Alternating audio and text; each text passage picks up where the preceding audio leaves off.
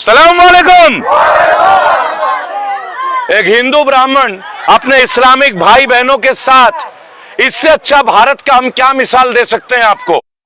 और फिर भी आप कहते हैं कि किसी को किसी से डर लगता है।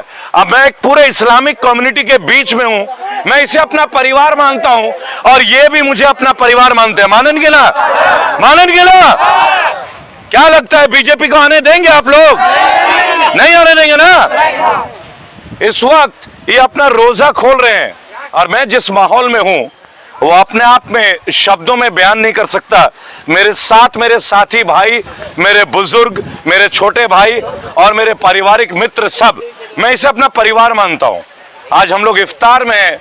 इस वक्त रोजे को खोलने का प्रक्रिया चल रहा है। आप देख सकते हैं सभी फल और आप देख सकते हैं कि जूस लेते हुए लोगों का, हम एक मकान के छत पे हैं इस वक्त और एकत्रित है लोगों को ये बताने के लिए कि इस बार का जो चुनाव है बंगाल का, तो बंगाल का चुनाव एक रण है, एक रण है जो भारतीयता के ऊपर है।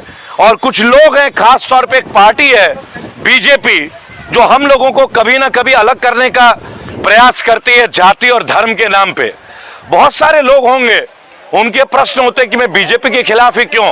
तो अगर अब भी आपकी आंखें नहीं खुल रही हैं तो सोचिए, ये सरकार हमें ऑक्सीजन नहीं दे पा रही है।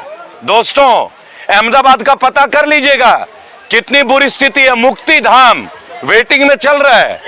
ऑक्सीजन जहां पे बनती है ना सिलेंडरों में, वहां छोटे छोटे सिलेंडरों में लोग लेने के लिए परेशान है। लेकिन ये बंगाल है, हमरा बंगाली तो हाथ उठे बोलते हमरा बंगाली तो। इलेक्शन का ये आखिरी दौर है और बंगाल में एक चरण का दौर और बढ़ा दिया गया है और इस वक्त हम लोग पूरे देश में एक विभीषिका को झेल रहे हैं। चारों तरफ ऑक्सीजन को लेकर हाहाकार है और यह बंगाल है जहां हवा बहती हुई हवा का महसूस कर सकते हैं। आप पेड़ को देखेंगे, मेरे पीछे जो वृक्ष है, आप इसको देख के अंदाजा लगा सकते हैं दोस्तों कि बंगाल में एक अलग ही हवा है। कितना अच्छा दिन है, रामनवमी, एक जीत का विषय, एक ऐसा विषय जब सौहार्द का विषय, जब भगवान श्री राम का हम नाम लेते हैं। और हम यहाँ पे आए हैं इस वक्त अपने इस्लामिक कम्युनिटी भाइयों के बीच। इन्होंने मुझे निमंत्रण दिया है कि आप रोजा इफ्तार में शामिल हो। दोस्तों, बहुत सारे लोग हैं, अंधभक्त हैं, जिनके पेट में दर्द होता है कि रेबल मुसलमानों में, गुजरातियों में, हिंदी भाषियों में, ब्राह्मणों में, सभी में पॉपुलर क्यों है। तो हम एक बात आपको बता देना चाहेंगे, ऐसा कुछ भी नहीं है। आप एक भारतीय हैं, मैं एक भारतीय हूं। मैं जाति पाति धर्म में यकीन नहीं करता और यही हम अपने आने वाली पीढ़ी को सिखाना चाहते हैं। छोटे छोटे बच्चे हैं, मैं चाहूंगा कैमरे को आप दिखाएं और रोटेट करें, उधर भी ले जाएं कैमरे को आप, क्योंकि इस वक्त मेरे को देखना जरूरी नहीं है।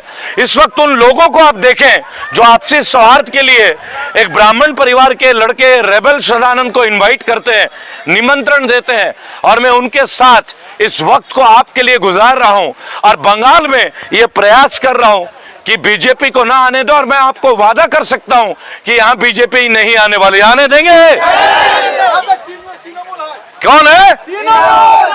देख लीजिए, ये माहौल है। देखिए, यहाँ पे हर कोई एक बात बोलता है, हमें ममता चाहिए, माँ की ममता चाहिए।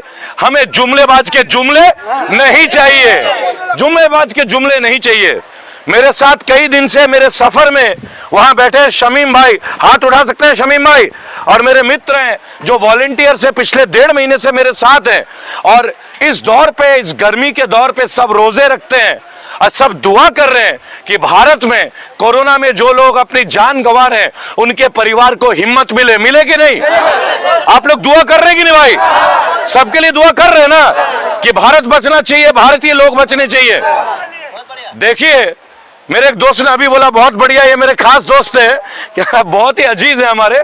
और मैं बताना चाहूंगा, बहुत सारे लोग शायद ये रियलाइज नहीं कर पा रहे हैं कि पूरे देश में क्या माहौल है। उत्तर प्रदेश में, गुजरात में, मध्य प्रदेश में, ज्यादातर जगहों में अब जो है लॉकडाउन लग चुका है। दोस्तों, हम बंगाल में हैं, हमारे परिवार दिल्ली में, मेरे साथी पत्रकार हैं इस वक्त सुनील चौरसिया अखिल भारत न्यूज से, मेरे साथ है मौर्या, इनका अपना चैनल है, और मेरे साथ इस वक्त कैमरे में प्रशांत बौद्ध, जो कि एक बहुत यंग एक्टिविस्ट है और रेबल फाउंडेशन के एक पिलर हैं। मैं बताना चाहूंगा आपको, सबने अपना घर छोड़ के 2 महीने से हम बंगाल पे हैं, लेकिन कुछ अंधभक्त ये कहते हैं इन्हें पैसे कहां से मिलते हैं, इन्हें कौन फाइनेंस कर रहा है। मेरे भाई, जान को जोखिम में देके आते हैं, क्योंकि हमें इश्क है, हाँ इश्क है, लेकिन हमें इश्क है अपने वतन से, हमें इश्क है हमें तिरंगे से, लेकिन हम इस तिरंगे को कफन नहीं बनने देंगे, नहीं बनने देंगे। लहराएंगे तिरंगा, और लहराएंगे तिरंगा बंगाल में, इंशाअल्लाह लहराएंगे। लहराएंगे कि नहीं? सर, जो सरकार हिंदुस्तान में लोगों को ऑक्सीजन प्रोवाइड नहीं कर पा रही है, आपको लगता है कि वो देश चलाने के लायक है? देखिए, बीजेपी किसी लायक नहीं है, एक भारतीय झूठा पार्टी है ये, है कि नहीं? कुछ भी नहीं दे सकते, हमसे ले सकते, इनकी केवल इनकमिंग है, आउटगोइंग नहीं है। आज ऑक्सीजन की कमी, क्या हम ऑक्सीजन भी नहीं बना सकते थे? बिल्कुल बना सकते। खाली बजवाएंगे, दिए जलाएंगे। दोस्तों, तय कर लीजिए, जहां भी चुनाव हो, अब इस जुमलेबाज की सरकार को हमें नहीं आने देना है। आने देंगे क्या भाई? हाथ उठा के बोलिए, आने देंगे। आज लोग छतों में हैं, अब लोग गलियों में आएंगे, सड़कों में आएंगे और खुलेआम विरोध करेंगे, और जहां भी बीजेपी का नेता दिखेगा उन्हें खड़े करके पूछेंगे कि 5 साल में तुमने आखिर किया है। दोस्तों, तय कर लीजिए, ऐसे लोगों के भावनाओं में मत जाइए, मंदिर मस्जिद की भावना में मत जाइए। आइए इंसानियत के भाव में, सबसे बड़ी चीज है इंसानियत। बिल्कुल, देखिए, मंदिर रहे ना रहे, मस्जिद रहे ना रहे, हमारे दिलों में इंसानियत रहनी चाहिए।